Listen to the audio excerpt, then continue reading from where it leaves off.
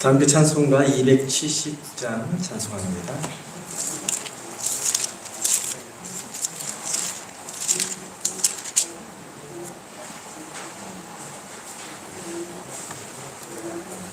(279장입니다)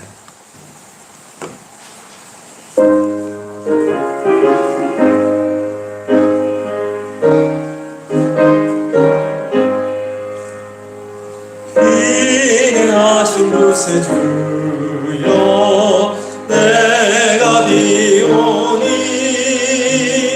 죄인오라 하실 예 날 부르소서.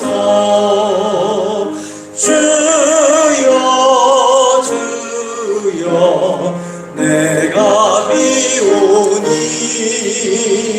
죄인오라 하실 때에 날 부르소서.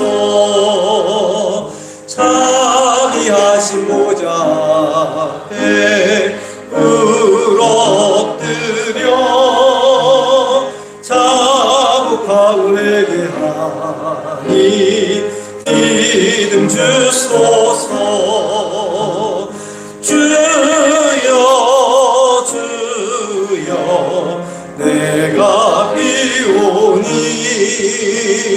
죄인오라 하시 예 날 부르소서.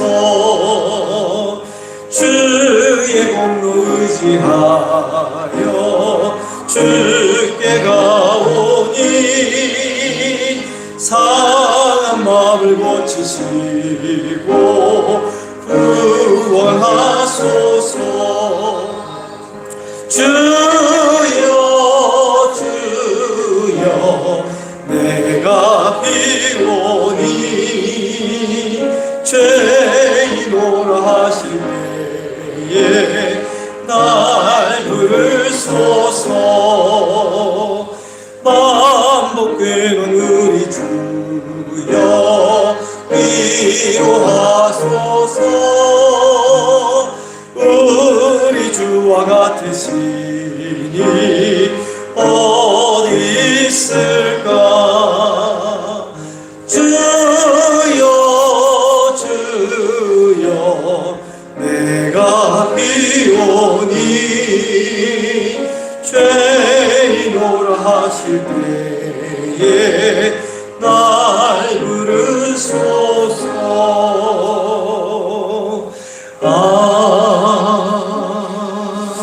아멘. 찬송가 249장입니다. 찬송가 249장.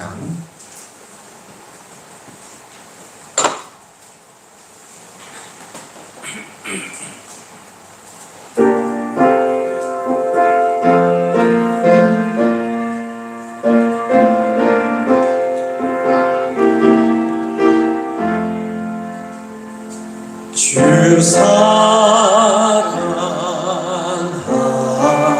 자가 찬송할 때에 그 보좌 앞에 둘러서 그 보좌 앞에 둘러서 그 영광 돌리세 그 영광 돌리세.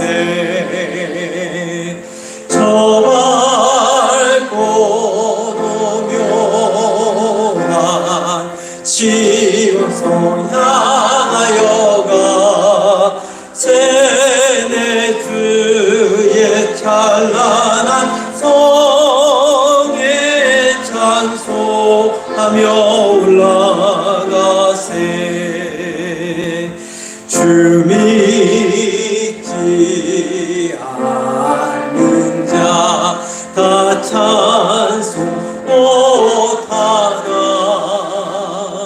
하나님 자녀 된 자들 하나님 자녀 된 자들 그 기쁨 전하 기쁨 전하세.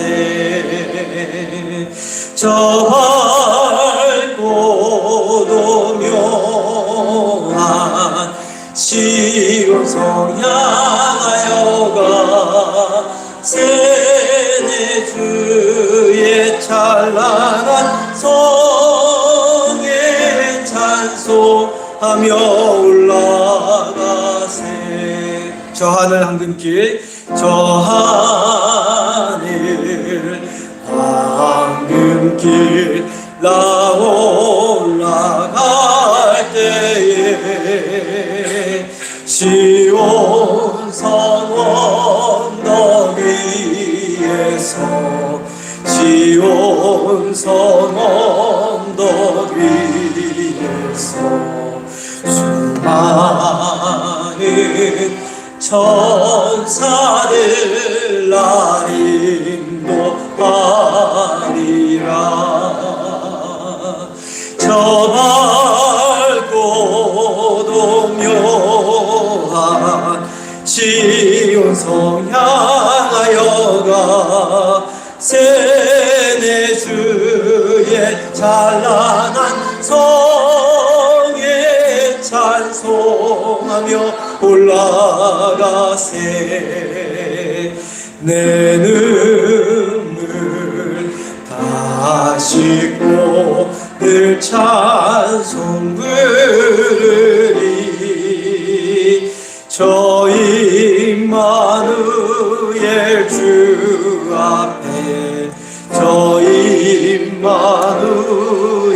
주 앞에 영광 누리리. 나 영광 누리리. 저 밝고도 묘한 시온성 향하여 가세. 주의 찬란한 성에 찬송하며 올라가세.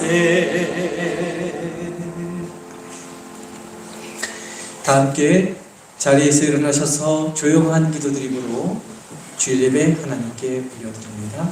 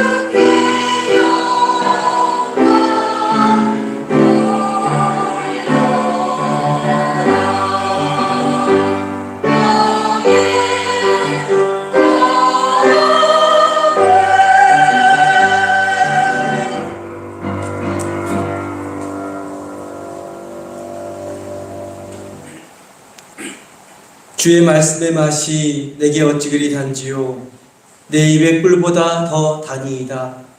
주의 법도들로 말미암아 내가 명철하게 되었으므로 모든 거짓 행위를 미워하나이다. 주의 말씀은 내 발의 등이요 내 길의 빛이니이다. 아멘.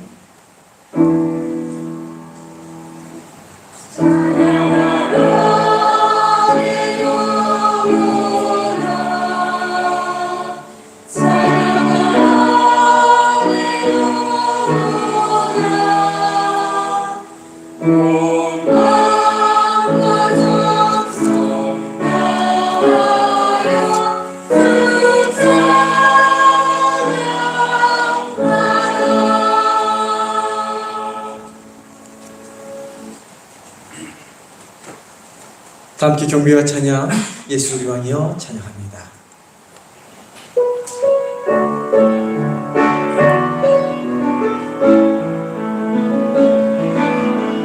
예수 예수리 왕이여 이곳에 오소서 보좌로 주여 임하사 찬양을 받아 주소서 주님을 찬양하오니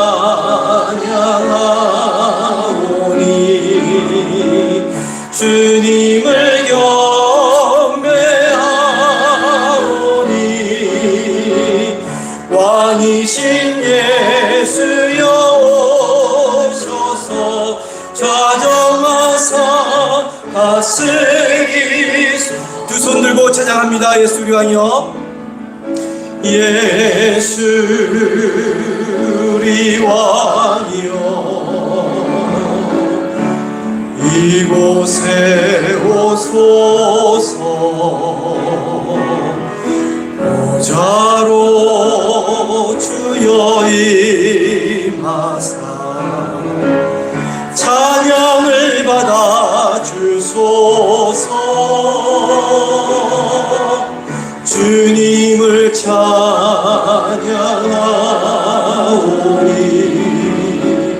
주님을 경배하오니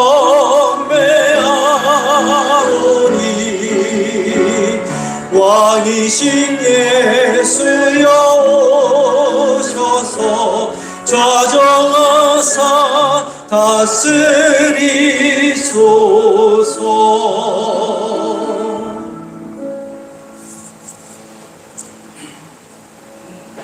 교도문 43번 시편 98편에 있는 말씀 교독해서 봅니다.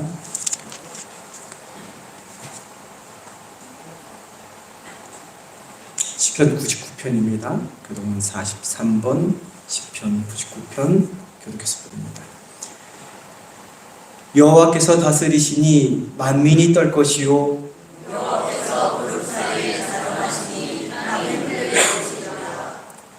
시온에 계시는 여호와는 위대하시고 모든 민족보다 높으시도다.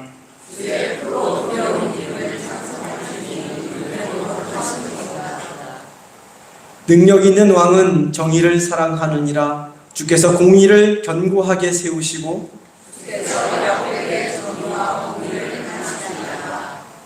너희는 여호와 우리 하나님을 높여 그의 발등상 앞에서 경배할지어다. 그의 제사장들 중에는 모세와 아론이 있고 그의 이름을 부르는 자들 중에는 사무엘이 있도다. 여호와께서 구름 기둥 가운데서 그들에게 말씀하시니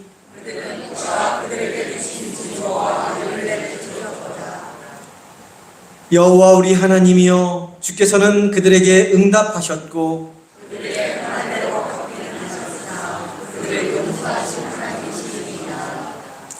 너희는 여호와 우리 하나님을 높이고 그 성산에서 예배할지어다.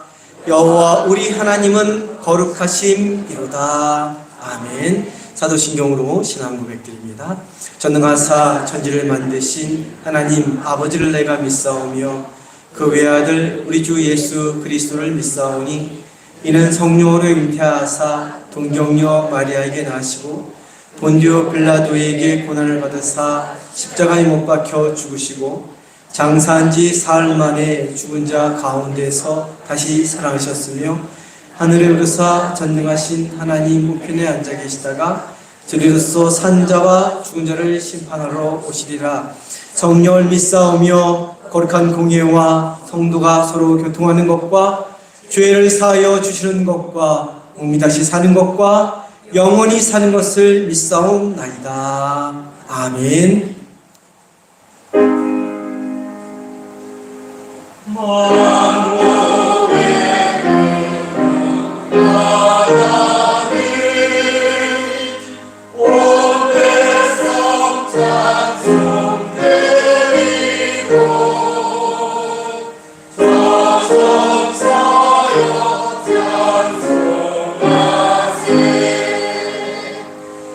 찬송 성부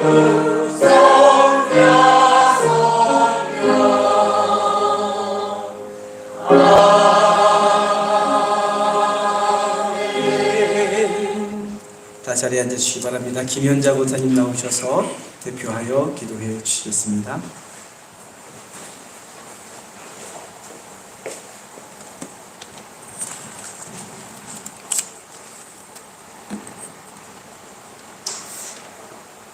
때를 따라 채워주시는 하나님 아버지 감사합니다. 8월의 마지막 주일인 오늘도 주님 전으로 인도하여 주시니 감사를 드립니다. 오늘도 복되고 거룩한 날 주님을 사모하는 마음으로 주님 앞에 나왔사오니 은혜와 자비를 베풀어 주시옵소서. 성령님 모셔드리고 환영하고 일치합니다.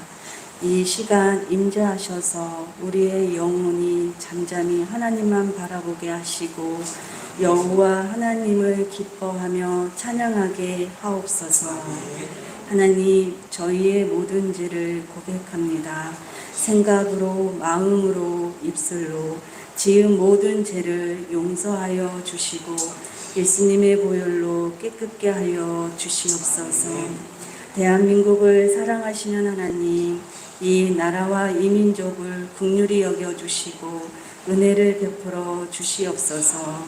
대통령과 이정자들이 하나님을 경외하며 하나님을 두려워하게 하시고 하나님의 뜻과 방법으로 나라와 민족을 위해서 일하게 하옵소서.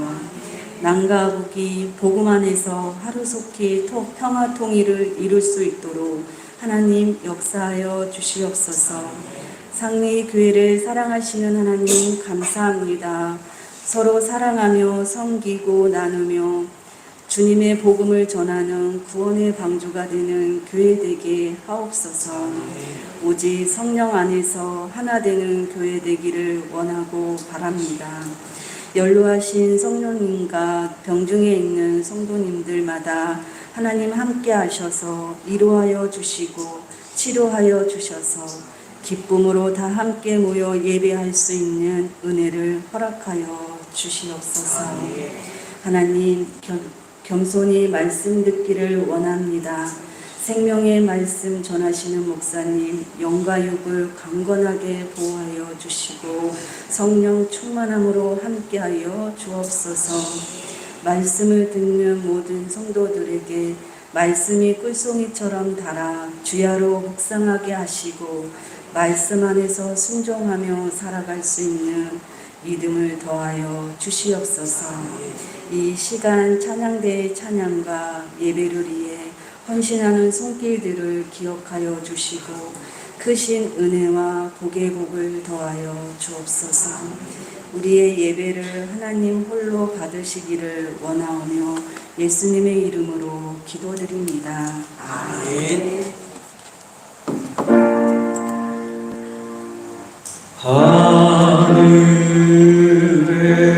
하늘에 계신 아버지 이름 거룩하사 주님 나라 임하시고 뜻이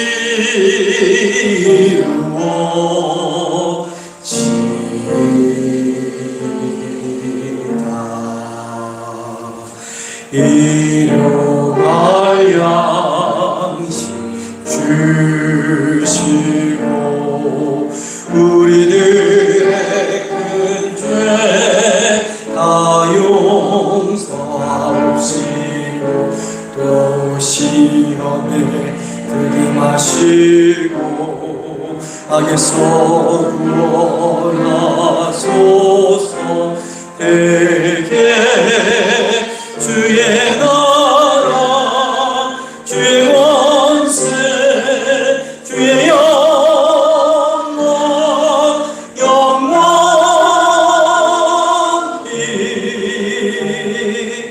아멘.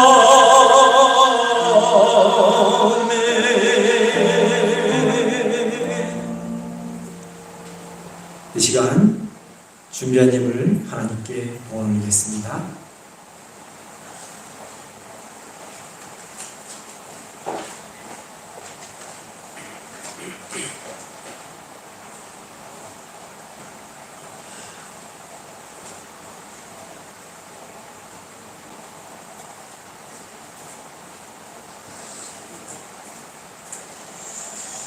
생명과 능력과 구원이 되신 하나님, 복된 주일 저희들을 한자리에 모이게 하시고 신령과 진정으로 예배하게 하시니 감사를 드립니다.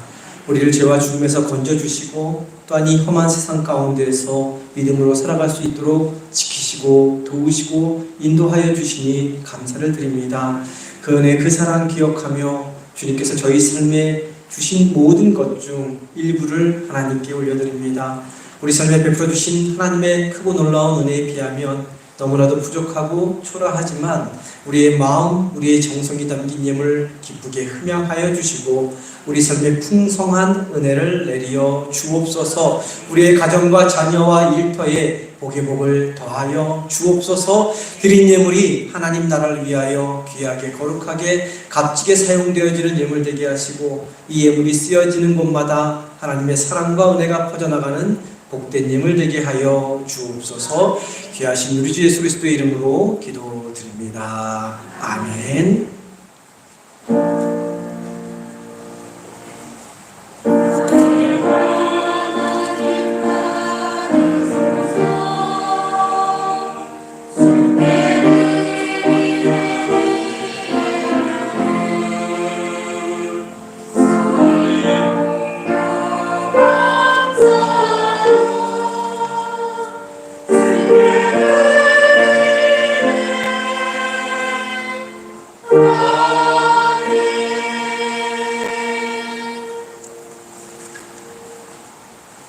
네, 귀하고 복된 날 주님의 성전에 나오신 성도님들을 환영하고 축복합니다. 옆에 계신 분들과 앞뒤 계신 분들과 인사합니다. 사랑합니다. 네, 축복합니다. 할렐루야. 잘 오셨습니다. 감사합니다. 네, 교회 소식 몇 가지 전합니다. 어제 교회 안팎에 풀들이 참 무성하게 우거졌었는데 여러분들 많이 나오셔서 이른 아침 7시부터 많이 수고해서 깨끗이 정리가 되었습니다. 수고해 주신 우리 남성교회, 여성교회 회원님들께 감사를 드립니다. 9월 첫 주부터 가을 대신방합니다. 담임목사님과 가정별로 신방할 예정입니다.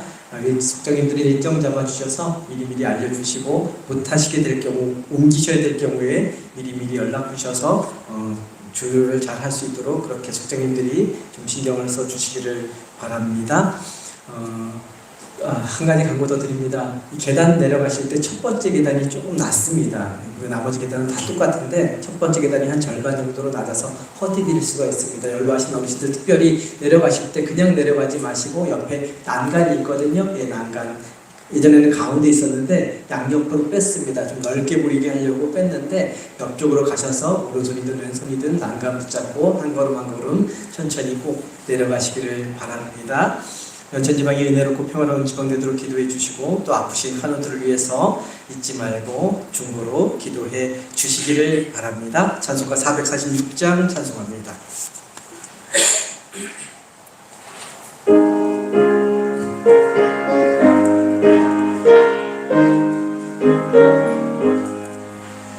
주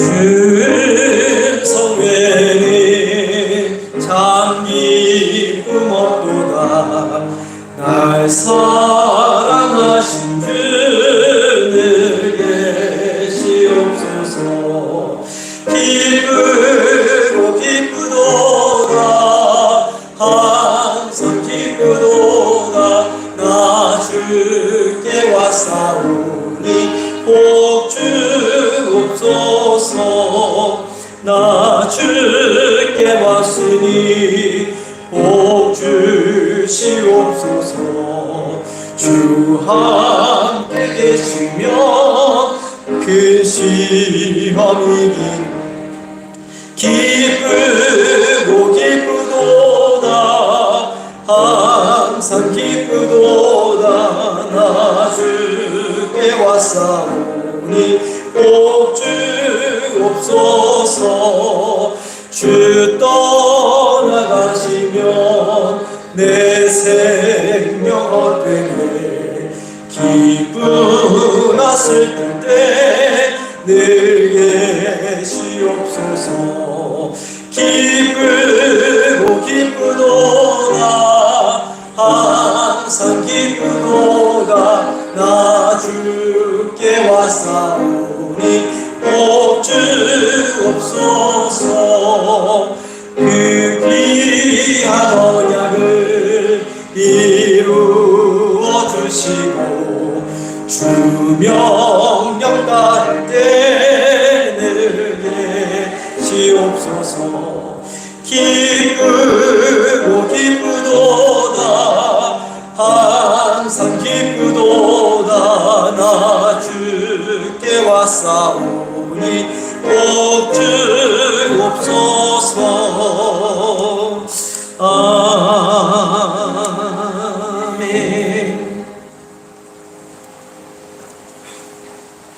오늘 우리에게 주시는 하나님의 말씀은 사무엘하서 2장 1절부터 11절까지 말씀입니다.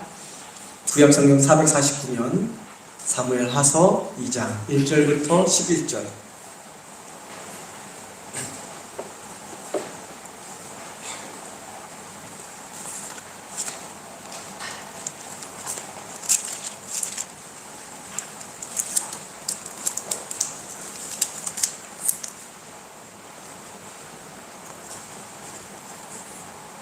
사무엘하서 2장 1절부터 11절까지 말씀 저와 함께 교독해서 봅니다.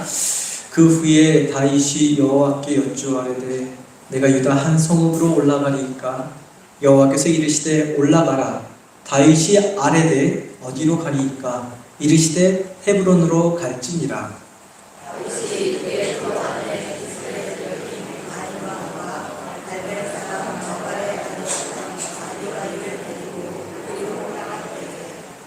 또 자기와 함께한 추종자들과 그들의 가족들을 다윗이 다 데리고 올라가서 헤브론 각 성읍에 살게 하니라.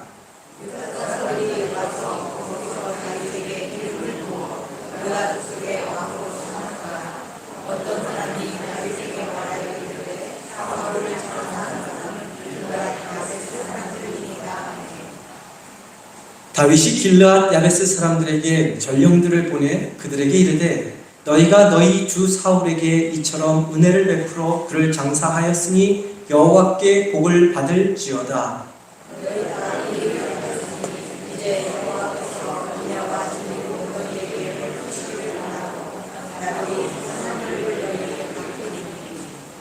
이제 너희는 손을 강하게 하고 담대히 할지어다. 너희 주 사울이 죽었고 또 유다 족속이 내게 기름을 부어 그들의 왕으로 삼았음이니라 하니라.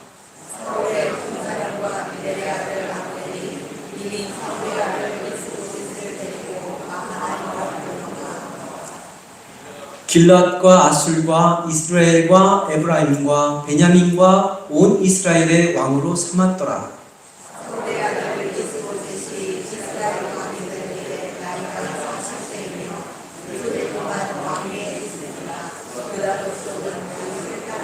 함께 읽겠습니다. 다윗이 헤브론에서 유다 족속의 왕이 된 날수는 7년 6개월이더라. 아멘. 성가대에 찬양 읽겠습니다.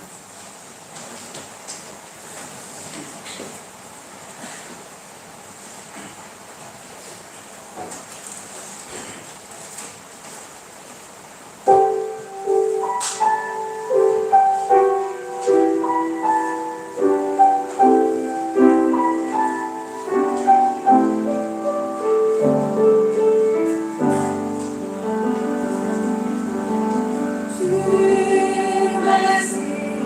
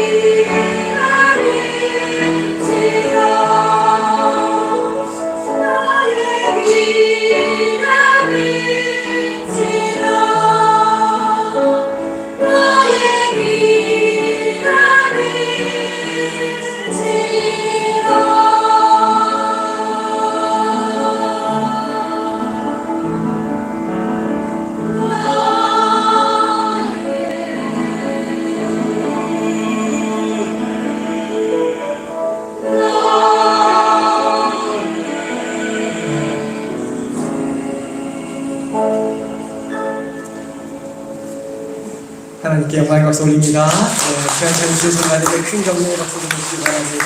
감사드립니다. 잠시 기도합니다. 우리 삶의 등불이 되시고 빛이 되시는 주님, 등불과 빛이 되시는 주님의 말씀을 듣고자 합니다. 이 시간 성령님 함께하여 주시고 말씀 가운데 역사하여 주셔서 부족하고 죄 많은 사람이 말씀을 전하지만 살아계신 하나님의 말씀이 우리 심령 가운데 새겨지게 하시고 우리 삶 가운데 드러나게 함으로 말미암아 우리가 걸어가는 그 길 위에 빛이 되게 하시고 등불이 되는 복된 말씀 되게 인도하여 주옵소서.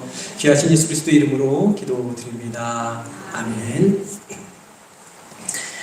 하나님은 저와 성도님을 너무나 아끼고 사랑하십니다. 믿지 않는 세상의 수많은 사람보다 더 끔찍히 더 아끼고 더 사랑해 주십니다. 아니, 절대적으로 사랑해 주십니다. 그런데 하나님의 사랑은 오냐오냐 하는 사랑이 아닙니다. 모든 것을 무조건적으로 다 품어 안아주는 사랑도 아닙니다. 왜냐하면 그런 사랑은 하나님만 사랑하는, 하나님 자신만 사랑하는 자기 만족에 그치는 사랑이 되기 때문이죠. 결국에는 저와 성도님을 망칠 수 있는 사랑이기 때문에 그렇습니다. 자녀를 끔찍히 사랑하는 부모일수록 자녀가 모든 것을 마음대로 하도록 내버려 두지 않습니다. 어려서부터 그렇게 마음대로 하게 내버려 두면 자기밖에 모르는 아이로 자라기 때문에 때로는 더 엄중하고 때로는 더 엄격한 잣대로 자녀를 대합니다. 마음속으로는 피눈물을 흘려가며 모질게 대해야 할 때도 있습니다. 그래서 사랑하는 자녀가 몸과 마음과 영혼이 건강한 인격체로 성숙한 인격체로 자라기를 바랍니다. 그것이 바로 자녀를 정말 사랑하는 부모의 모습이죠. 하나님의 마음은 이런 부모의 마음보다 더 철저합니다. 더 분명합니다. 더 확실합니다. 오히려 믿지 않는 세상 사람보다 우리 한 사람 한 사람을 더 엄격한 잣대로 철저히 대하십니다. 이러한 하나님의 모습은 우리가 성경을 통해서 보게 되지만 이스라엘 역사를 통해서 분명하게 살펴볼 수 있습니다.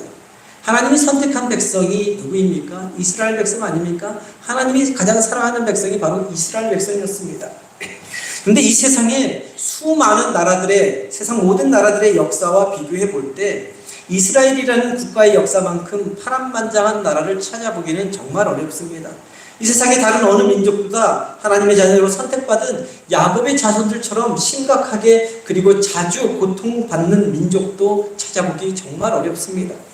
오랜 역사 동안 지근, 역병, 지진, 내분, 주변 강대국들의 외침이 끊이지 않았습니다.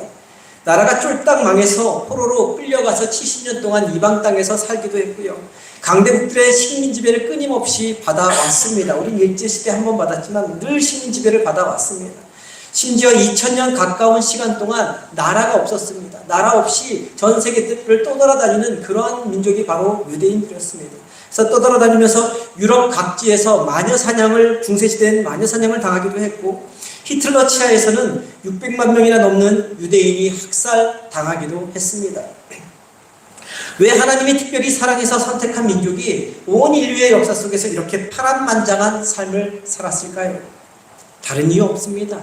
하나님이 너무나 사랑하기 때문에 다른 민족보다 더 엄격하고 더 철저하게 대하신 것이죠.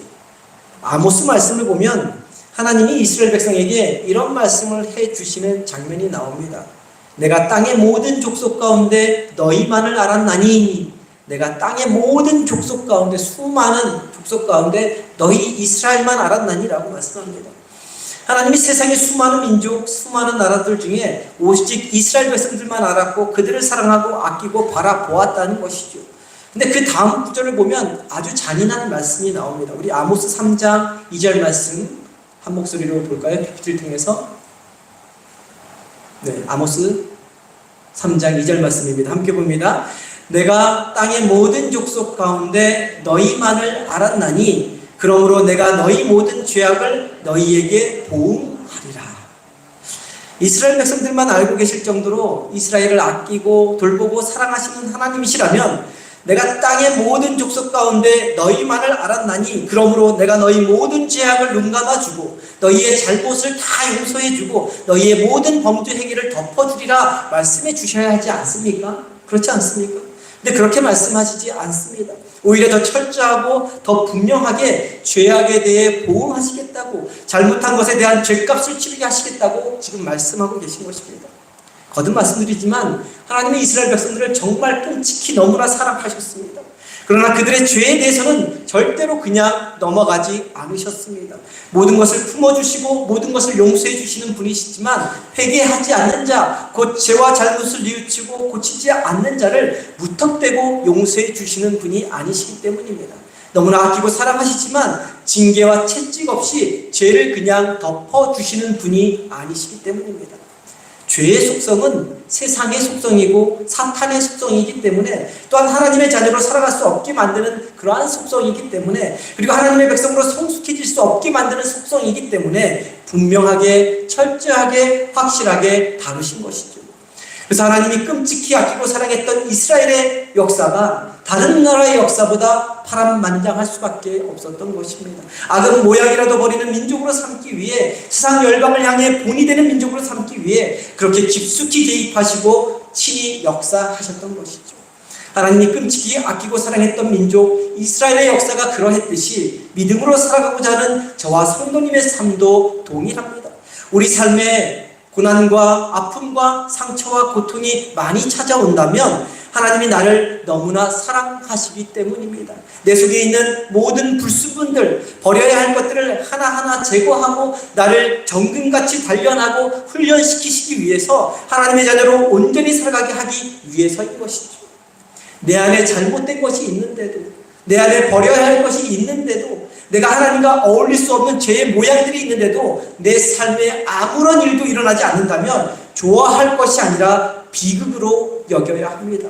하나님이 나를 하나님의 자녀로 대하는 것이 아니라 세상 사람들처럼 대하시는 것이기 때문입니다. 좀 더 분명히 말하면 하나님이 나를 버리신 것이기 때문에 그렇습니다. 그렇기 때문에 믿음으로 사는 사람은 자신의 삶에 고난과 아픔과 상처와 고통이 찾아올 때 그 원인을 외부에서 밖에서 찾는 것이 아니라 가장 먼저 자기 자신 안에서 찾아야 합니다. 하나님이 왜 이런 일을 나에게 허락하셨는가? 그 원인을 상황이나 환경이나 다른 사람에게서 찾는 것이 아니라 내 안에서 먼저 찾고 발견할 수 있어야 합니다. 그리고 납작 엎드려 하나님 앞에 더 가까이 나아가야 합니다. 하나님 앞에 더 순결하게, 정직하게, 온전하게 나아가야 합니다. 하나님이 이런 상황을 통해서 나에게 원하시는 것이 무엇인지 묻고 들어야 합니다. 그런 과정을 거칠 때 나를 가장 아끼고 나를 가장 사랑하는 하나님과 친밀한 관계, 그냥 붕 떠있는 하늘에 하나님 계신 하나님, 나와 상관없는 하나님이 아니라 나와 친밀한 관계를 맺어가게 되는 것입니다. 그런 과정을 통과할 때 내 삶에 일어나는 고난과 아픔과 상처와 고통이 이해되기 시작하고, 그런 것들이 나를 망가뜨리고 나를 절망에 빠뜨리는 도구가 아니라 오히려 내 삶을 바꾸고 내 삶을 새롭게 하는 기적의 도구가 되는 것을 경험할 수 있게 되는 것이죠. 이와 같은 하나님의 사랑과 믿음으로 살아가는 우리의 모습을 분명하게 알려주는 시가 하나 있습니다. 프랜시스 톰슨이라는 분이 쓴 천국의 사냥개라는 시입니다. 이분의 그 인생의 경험담이 다 녹아있는 그러한 시입니다. 먼저 시인은 우리가 죄 가운데 거하며 하나님으로부터 도망치고 숨는 모습과 그런 우리를 사냥개처럼 끝까지 추격해 오시는 하나님의 모습에 대해서 다음과 같이 표현하고 있습니다. 나는 그분에게서 도망쳤네. 밤에도 그리고 낮에도. 나는 그분에게서 도망쳤네. 수많은 세월 동안을. 나는 그분에게서 도망쳤네. 내 마음의 미로 속으로. 그리고 슬픔 속에서도, 흘러가는 웃음 속에서도 그분을 피해 숨었네. 희망에 부풀어 오르다가도 두려움의 골짜기 거대한 울음 속으로 곤두박질 쳐 버렸네. 나를 따라오는, 나를 추적해오는 그 힘찬 발소리로부터. 그러나 서두르지 않고 흐트러지지 않는 걸음걸이, 일부러 속도를 내며 장엄한 긴박함으로 내 마음의 문을 두드리는 소리, 그리고 한 목소리가 내 귓가를 두드린다. 그러면서 시인은 다음과 같은 하나님의 음성을 듣습니다. 전반부는 자신이 살아갔던 삶의 모습이고 후반부는 하나님의 음성을 듣는 이야기입니다. 하나님이 이렇게 얘기합니다. 너가 나를 배반하기에 모든 것이 너를 배반한다. 너가 나를 배반하기 때문에 모든 것이 너를 배반한다. 가여워라, 너는 알지 못하는도다. 너가 얼마나 사랑받을 만하지 못한 존재인지, 너처럼 비참한 자를 사랑할 누가 있으랴. 오직 나 외에는. 내가 너에게서 가지고 간 모든 것은 너를 해롭게 하려는 것이 아니라, 내가 너에게 있는 모든 것을 빼앗아 간 것은 너를 해롭게 하려는 것이 아니라, 너가 그 모든 것을 나의 품에서, 하나님 품 안에서 찾게 하려는 것이라. 일어나라, 내 손을 잡아라, 그리고 나에게로 오라 라는 시를 씁니다. 사랑하는 성도님, 저와 성도님은 하나님의 자녀입니다. 맞습니까? 하나님의 자녀입니다. 우리는 하나님의 뜨거운 사랑을 받는 하나님의 자녀입니다. 세상 가운데 버려진 자식이 아니라 우리의 일거수일투족 하나를 놓치지 않고 끝까지 추격해 오시는 하나님의 존귀한 자녀들입니다. 그 사실을 기억하면서 내 안에 악한 것들, 내 안에 버려야 할 것들, 내 안에 주님 원하시지 않는 것들이 있다면 하나님 품 안에서 하나하나 버려가는 저와 성도님 되기를 간절히 소망합니다. 그리고 하나님의 품 안에 거하면서 그것보다 더 귀하고 값지고 소중한 것들, 내가 원하는 것보다 더 귀하고 소중하고 값진 것들을 찾아가는 저와 성도님 되기를 간절히 소망합니다. 그래서 정금 같은 하나님의 자녀, 세상 사람들에게 등불이 되고 빛을 비추이는 하나님의 존귀한 자녀들이 다 되시기를 간절히 소망합니다. 우리는 신앙생활을 하고 있는데, 신앙생활을 다른 말로 표현하면 기다림의 시간이다 라고 할 수 있습니다. 그리고 그 기다림의 시간 동안 중요한 것이 있습니다. 그것은 하나님이 우리 삶에 약속하신 것과 하나님께서 우리 삶에 이루어 가시는 것 사이에서 우리가 어떻게 기다리며 어떻게 사는가 하는 것이죠. 다윗의 삶을 계속해서 보고 있는데, 다윗의 삶을 보면 어떻게 기다리며 살아야 하는지 잘 알게 됩니다. 하나님은 다윗을 훈련시키시는데 다윗의 삶에 강한 것과 약한 것을 주시고 좋은 것과 나쁜 것을 번갈아 가며 주십니다. 하나님의 사람이 되도록 끊임없이 훈련시키시는데 그 훈련은 굉장히 복잡하고 힘든 훈련이었습니다. 그리고 그러면서 오랫동안 기다리게 하셨습니다. 그런데 그냥 다윗을 기다리기만 했습니까? 그렇지 않습니다. 기다리게 하시면서 다윗이 가지고 있는 모든 것들을 다 깨트리셨습니다. 다윗이 지닌 생각들, 관점들, 기준들, 감정들, 다윗 속에 있는 나쁜 것들, 죄된 것들, 다윗 속에 있는 사울왕의 악한 추악한 본성들을 하나하나 다 깨트려 가셨습니다. 다윗에게 이 시간들은 엄청난 고통과 아픔의 시간들이었지만, 이런 기다림의 시간들 가운데 하나님으로부터 훈련받고 연단받음으로 다윗은 하나님의 뜻을 따라 살면서 하나님의 뜻을 이루어드리는 역사의 주인공이 될 수 있었던 것이지요. 지난주에 다윗이 유다 땅에서 어떻게 왕이 되었는지 함께 살펴보았습니다. 사울왕이 죽으면 다윗뿐만 아니라 다윗 주변의 모든 사람이 다윗이 그 즉시 왕이 될 것이라고 생각했습니다. 사울왕 편에 서 있었던 사람들도 어느 정도 그렇게 생각했을 것입니다. 모든 상황은 다윗이 왕이 될 수밖에 없었고, 그 시기가 바로 지금 사울왕이 죽은 바로 이 시점이라고 생각했을 것입니다. 무엇보다도 전쟁에서 승리한 블레셋 족속, 사울왕을 죽이고 사울왕의 아들들을 죽인 블레셋 족속은 이스라엘 백성들과 이스라엘 땅을 짓밟고 착취하고 유린하고 있었습니다. 자신들을 지키고 보호해 주었던 사울왕은 죽었고, 사울왕의 군대가 더 이상 힘을 쓸 수 없었기 때문이죠. 이 난세를 극복할 영웅이 필요했는데 그 영웅으로 적격한 사람은 다윗밖에 없었던 것입니다.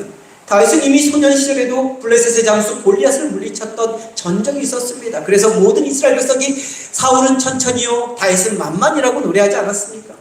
다윗이 왕으로 등극하기에 이보다 더 좋은 시기는 없었습니다.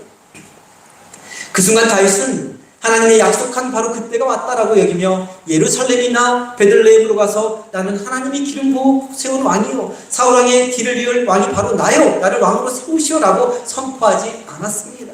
하나님께 묻고 또 물었습니다. 하나님께 물으니 하나님께서는 예루살렘이 아니라 구체적인 지명을 가리켜서 헤브론으로 가라 명령하십니다. 이것이 지난 시간 나눈 말씀이었죠. 다윗의 기대, 다윗의 생각과는 달리 하나님은 다윗에게 헤브론이라는 땅으로 가라 하셨고, 다윗은 그 명령 그대로 헤브론으로 갑니다. 헤브론은 이스라엘 땅의 가장 남쪽에 위치해 있는, 밑에 있는 지역입니다. 사울왕은 자기가 해야 할 일, 자기가 가야 할 곳에 대한 해답을 스스로 갖고 그대로 살아가다가 망하고 말았는데, 다윗은 자기 해답을 자기에게 두지 않고 하나님께 두었습니다. 하나님의 말씀에 두었습니다. 그래서 하나님께 물었던 것이고 응답해 주시는 그대로 순종합니다. 사실 다윗은 속으로 이해가 되지 않았을 것입니다.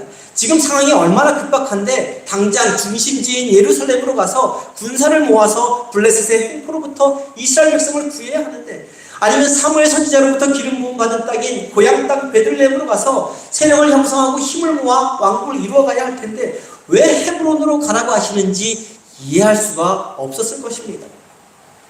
그런데 만일 다윗이 하나님께 더 구체적으로 묻지 않고 하나님의 음성에 귀 기울여 듣지 않았더라면, 그리고 그 말씀 그대로 순종하지 않았더라면, 우선 이제 자기가 왕이 되어야 할 차례라고 하면서 헤브론이 아니라 예루살렘이나 베들레헴으로 말굽히를 틀었더라면 다윗은 그곳에서 감당할 수 없는 일들을 당했을 것입니다. 왜냐하면 다윗은 몰랐지만 아직은 이스라엘 백성 전체가 다윗을 왕으로 지지하고 있었던 것이 아니기 때문입니다. 아무리 사울왕이 죽었다 하더라도 사울왕을 추종하고 있는 세력들이 여전히 남아 있었기 때문이죠. 이스라엘 12지파의 전체 왕이 되기도 전에, 그리고 블레셋과의 전투를 치르기도 전에 다윗왕이 전변에 나서서 사울왕 편에 서 있는 나머지 사람들과 전쟁을 할 수도 있었던 상황이었습니다. 만일 그렇게 했더라면 다윗은 온전한 통일 왕국의 왕은 되지 못했을 것입니다. 통일 왕국의 왕이 되더라도 자신의 탐욕을 채우고자 한 사울왕과 똑같은 왕이 될 수도 있었을 것입니다. 이와 같이 우리의 생각, 계획, 판단과 하나님의 인도하심은 큰 차이가 있습니다. 그러면 하나님은 다윗을 왜 헤브론으로 가게 하신 것일까요? 그 이유가 무엇일까요? 우리가 그 이유를 알려면 먼저 헤브론이 어떤 곳인지 알아야 합니다. 구약성경에서 헤브론이라는 지명은 일반적으로 하나님과의 교제, 하나님과의 만남을 의미하는 장소였습니다. 특별히 창세기에 나오는 믿음의 선조들에게는 굉장히 중요한 도시가 바로 헤브론입니다. 아브라함이 기근을 피해서 이집트로 도망가지 않습니까? 이집트로 내려갔다가 돌아와 정착한 곳이 바로 헤브론의 상수리 나무 근처였습니다. 거기서 정착하기 시작합니다. 아브라함의 아내 사라가 죽었을 때도 헤브론이라는 땅에 장사를 지냅니다. 이삭과 야곱도 헤브론에서 살았습니다. 나중에 아브라함은 물론 그의 아들과 며느리들이 모두 다 헤브론 땅에 묻혔습니다. 근데 특히 중요한 사실이 하나 있습니다. 헤브론에 아브라함 소유의 땅이 있었다는 것이죠. 떠돌이 유목 생활을 하던 족장들은 보통 땅을 소유하지 않았지만 유일하게 아브라함 집안의 소유가 된 땅이 바로 헤브론에 있었던 것입니다. 이런 의미에서 헤브론은 하나님이 아브라함에게 주신 약속 무엇입니까? 자녀에 대한 약속, 땅에 대한 약속 아닙니까? 아브라함에게 주신 약속, 곧 땅에 대한 약속의 첫 열매가 바로 헤브론 땅에 있었던 것이죠. 하나님과 아브라함의 약속이 처음으로 성취된 땅인 헤브론에서 유다 지파 사람들로부터 다윗이 왕으로 기름 부음을 받았다는 것은 결코 우연이 아닌 것입니다. 물론 이스라엘 12지파 전체가 기름 부어 왕으로 세운 것은 아니지만 다윗이 헤브론이라는 땅에 정착하여 그곳에서 처음 왕국을 시작한 것은 다윗의 왕국을 이스라엘 백성들의 믿음의 조상인 아브라함의 언약과 자연스럽게 연결시키는 효과가 있었던 것이죠. 다시 말해 하나님께서 다윗을 헤브론으로 가게 하신 이유는 하나님과 아브라함 사이에 맺은 언약의 연장선상에 있다는 것을 알려주기 위해서 그랬다는 것이죠. 그러니까 아브라함과 하나님의 약속이 처음 성취되었던 헤브론 땅에 다윗 왕조의 기초를 세운 것은 다윗 왕조가 아브라함의 뒤를 이어 열방을 향한 축복의 통로가 될 것이라는 것을 상징적으로 보여주는 것입니다. 하나님이 유다 땅에서 그것도 헤브론이라는 지명을 꼭 분명하게 지명해서 다윗이 기름 부음을 받게 하고 다윗 왕국을 시작하게 하신 이유가 바로 여기에 있었던 것이죠. 또한 하나님은 사울 왕이 죽었음에도 다윗에게 지금까지의 훈련이 끝났다고 하시지 않았습니다. 그래서 헤브론으로 보내셔서 7년 반 동안 왕으로서의 훈련을 더 철저하게 시키십니다. 유다 지파만의 왕이 아니라 나머지 11지파를 포함한 통일 왕국의 왕으로서 훈련을 더 받게 하신 것이죠. 말씀을 보면서 다시 깨닫게 되는 것이지만 우리가 무엇인가 하고자 할 때 하나님께 묻고 또 물어야 하는 이유가 바로 여기에 있습니다.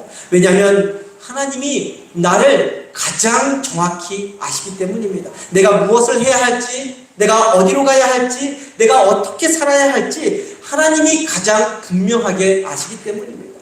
그리고 그렇게 하나님의 뜻에 따라 살아갈 때 내 삶에 가장 좋은 것, 가장 귀한 것, 가장 값진 것들이 주어지기 때문입니다.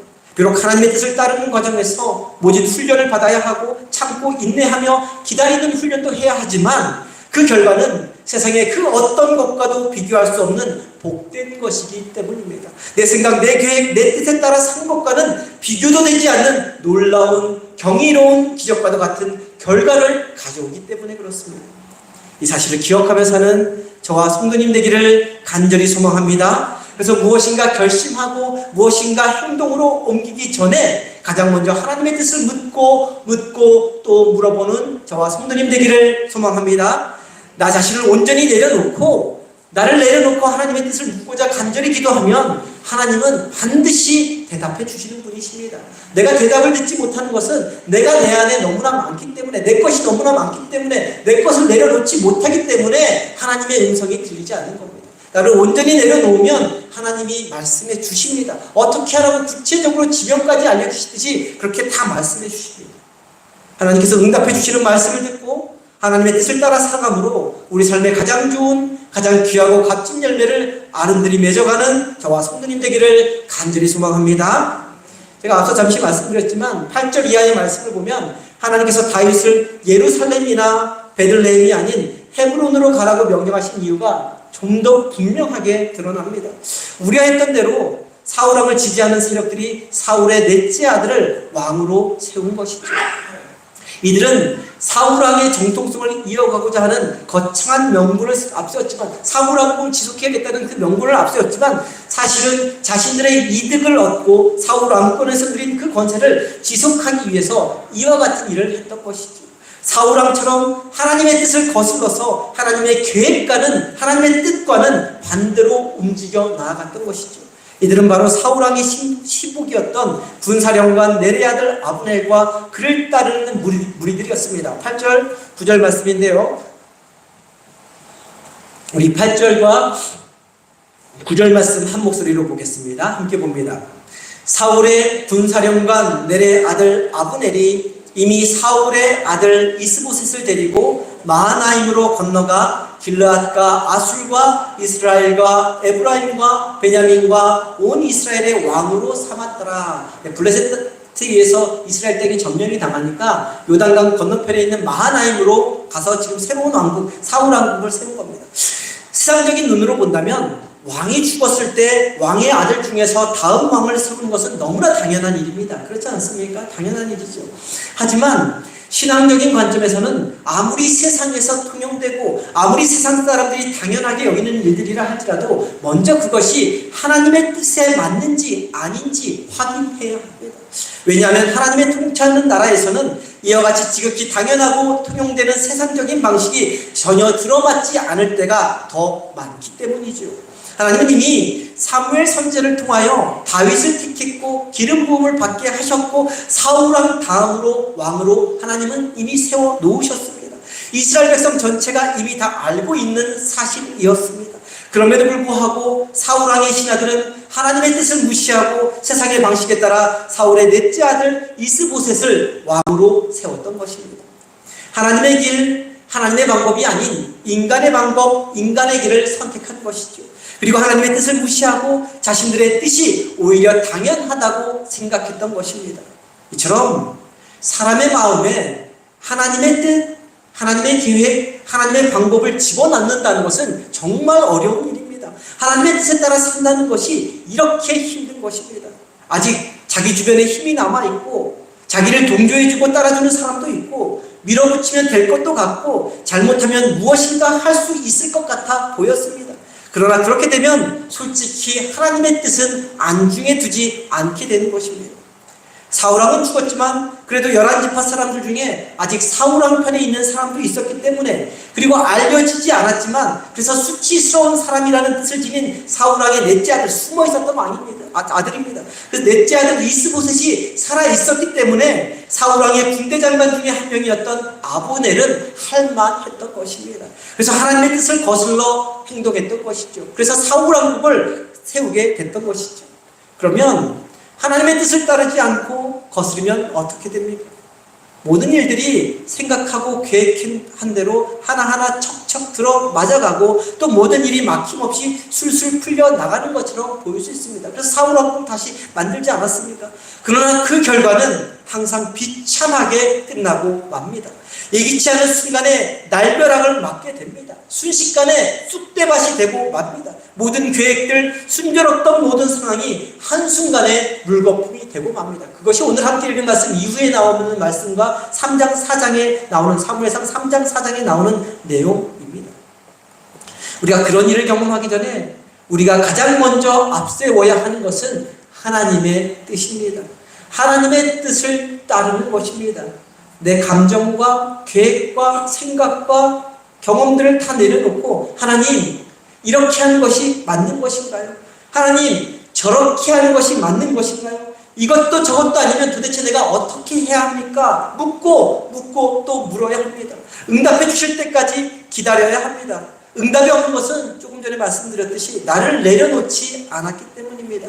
하나님보다 내가 더 앞서 있기 때문입니다. 하나님 앞에서 나를 완전히 내려놓는 순간 하나님은 다양한 방법으로 하나님의 뜻을 우리에게 하나하나 구체적으로 알려주십니다. 그렇게 하나님의 뜻을 묻고 듣고 그대로 움직여야 합니다. 그럴 때 우리 삶이 형통하고 우리 삶이 평안하고 우리 삶의 복을 누릴 수 있게 되는 것이죠. 사랑하는 성도님, 우리가 신앙생활하면서 반드시 기억해야 하는 것이 있습니다. 이 땅에서 이루어지는 것은 우리 뜻이 아니라 하나님의 뜻이라는 것입니다. 이 땅에서 실현되는 일은 우리의 계획이 아니라 하나님의 계획이라는 것이죠. 이 땅에서 우리가 이루어가야 하는 삶도 우리를 위한 삶이 아니라 하나님을 위한 삶이 되어야 한다는 것입니다. 그렇게 하나님의 뜻, 하나님의 계획, 하나님의 원하시는 삶을 살아갈 때 그때 하나님이 우리 삶을 진정으로 지켜주시고 인도하시고 도우시고 복 주시는 것입니다. 우리의 자녀들, 우리의 후손들에게 그 복을 흘러넘치게 채워주시는 것이죠. 할 수 있을 것 같고 해도 될 것 같고 정말 하고 싶고 문제 없을 것 같은 일도 하나님이 아니라고 하면 그 자리에서 즉시 멈출 수 있는 저와 성도님들이 될 수 있기를 간절히 소망합니다. 하나님이 하라고 하는 일만 할 수 있는 저와 성도님들이 될 수 있기를 간절히 소망합니다. 그렇게 순간순간 하나님의 뜻을 따라 살아감으로 다윗이 누린 그 놀라운 축복, 자손만대 누린 축복을 저와 성도님도 동일하게 누리며 살아가기를 주님의 이름으로 간절히 축원합니다. 기도하겠습니다. 사랑과 은혜의 하나님, 이 땅을 살아가면서 하나님의 생각, 하나님의 계획, 하나님의 방법에 따라 살아가는 저희 모두가 되게 하여 주옵소서. 내 안에 많은 생각들이 있습니다. 계획들이 있습니다. 방법들이 있습니다. 경험들이 있습니다. 그러나 내 뜻을 앞세우는 것이 아니라 하나님의 뜻을 앞세우고 하나님의 뜻을 따라 살아가게 하여 주옵소서. 내 뜻이 아닌 하나님의 뜻에 따라 살아갈 때 우리를 가장 빠른 길로, 가장 안전한 길로, 가장 복된 길로 인도하시는 하나님의 손길을 경험하며 살아가는 저희 모두가 되게 하여 주옵소서. 귀하신 우리 주 예수 그리스도의 이름으로 기도드립니다. 아멘.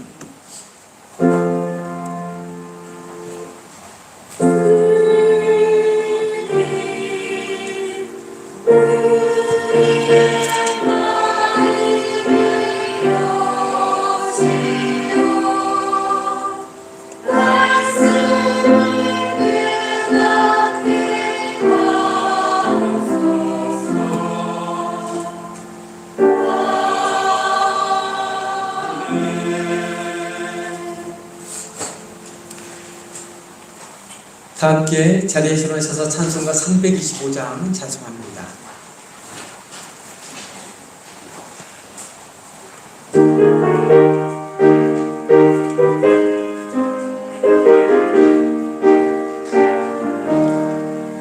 예수와 함께 계시니 시온이 오나 거범네 기쁨의 근원 되시네 예수를 위해 위해 삽시다. 날마다 주를 섬기며 언제나 주를 기리고 그 사랑 안에 살면서 딴 길로 가지 맙시다. 이 세상 사는 동안에 주 이름 전파하면서 무한한 복막 주시는 예수를 위해 삽시다. 날마다 주를 섬기며 언제나 주를 기리고 그 사랑 안에 살면서 딴 길로 가지 맙시다. 이 세상 친구 없어도 예수는 나의 친구니 불의한 일을 버리고 예수를 위해 삽시다. 날마다 주를 섬기며 언제나 주를 기리고 그 사랑 안에 살면서 딴 길로 가지 맙시다. 주께서 심판하실 때 잘했다 칭찬하리니 이러한 상급 받도록 예수를 위해 삽시다. 날마다 주를 섬기며 언제나 주를 기리고 그 사랑 안에 살면서 딴 길로 가지 맙시다. 기도합니다.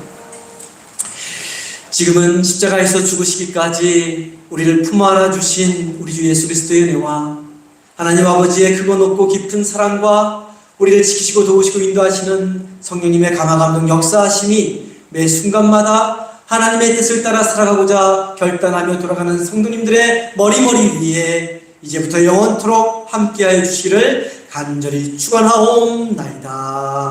아멘.